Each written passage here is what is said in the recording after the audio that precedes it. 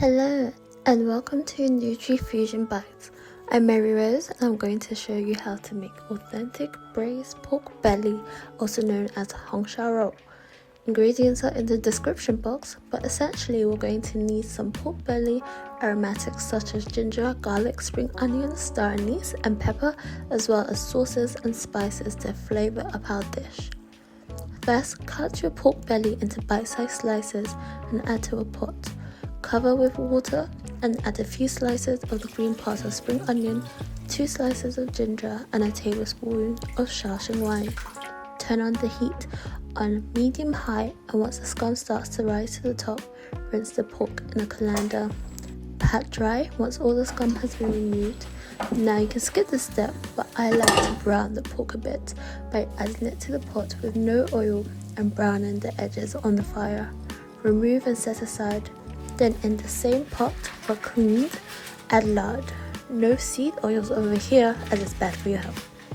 Heat about a big tablespoon of lard till melted and then add around 7 rock sugar. Crush this with your wooden spoon and mix until it caramelizes. This rock sugar is going to give a nice sweetness to the pork, which is oh so yummy.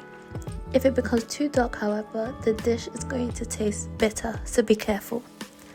Then add in the pork and stir fry for a bit, and then add in all the aromatic spices, garlic, ginger, star anise, bay leaves and dried chilies.